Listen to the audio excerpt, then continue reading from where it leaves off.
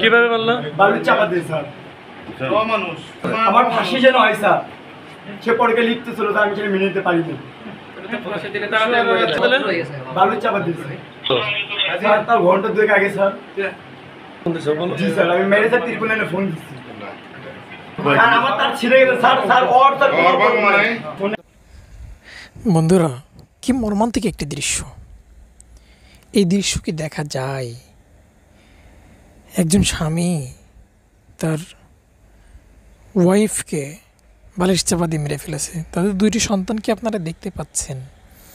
একজনের বয়স 2 বছর, আরেকটি সন্তানের বয়স 2 মাস। এই ছোট ছোট দুইটি বাচ্চাকে এইভাবে রেখে বাবা তার মাকে এভাবে মেরে ফেললো। বাবা নিজে ফাঁসিতে ঝুলার আবদার করে চলে গেল। 999 কল করে পুলিশ ডেকে এনে সে বলে যে আমার যেন ফাঁসি হয়। এই সন্তান দুইটির কি হবে? এই সব কিছুর পেছনে দায়ী কি জানেন? এই সব কিছুর পেছনে দায়ী পরকীয়া। সাংবাদিক তাকে জিজ্ঞাসা করছিল কি কারণ, দেখেন কি উত্তর দিয়েছে সে। আসলে আপনার স্ত্রীকে আপনি কেন মারলেন, কখন মেরেছেন? স্যার তার কোনো দোষ নেই, সে একটা ভালো মানুষ ছিল, আমি তাকে মেরে ফেলছি। তার মরদ দেয় আমি, তার মরদ দেয় কেউ নয়। বন্ধুরা, আসলে পরকীয়া যে কতটা খারাপ জিনিস আমরা এখান থেকে বুঝতে পারি।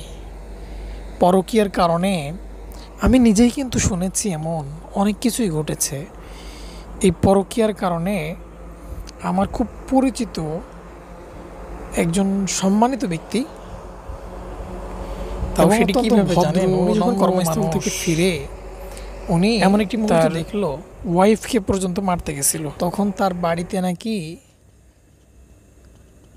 দা ছিল, দা, যেটা দিয়ে খেজুর গাছ কিংবা তাল গাছ কাটে। এই দা হাতে নিয়ে উনি তার ওয়াইফকে জবাই করতে গেছিল। পরে হঠাৎ তার কি মনে হলো, নিজেই নিজের গলায় পোঁচ দিতে গেছিল। যাই হোক, আল্লাহ তাদেরকে বাঁচিয়েছে। কিন্তু তাদের যে সন্তান ছিল, সেই সন্তানও একটা সময় এই ব্যভিচারের দিকে পা বাড়ায়। সে অন্য একটি ছেলের সঙ্গে রাতের বেলা অন্য দরজা দিয়ে অন্য একটি ছেলেকে ঢুকাইতো। এবং ওই সম্মানিত ব্যক্তির ঘরে যেইভাবে যে মানুষ ঢোকানো হচ্ছে, সেটা আবার এলাকায় সব মোটামুটি অনেকেই জানতো। সো বুঝতেই পারছেন পরকীয়া কি খারাপ জিনিস। আপনি যদি পরকীয়া করেন, আপনি যদি ব্যভিচার করেন, আগামীতে আপনার জন্য অনেক অনেক লাঞ্ছনা, গঞ্জনা, কত কিছুই না আছে। মানুষ কেন ভয় পায় না এগুলার? মানুষ, হায় রে মানুষ।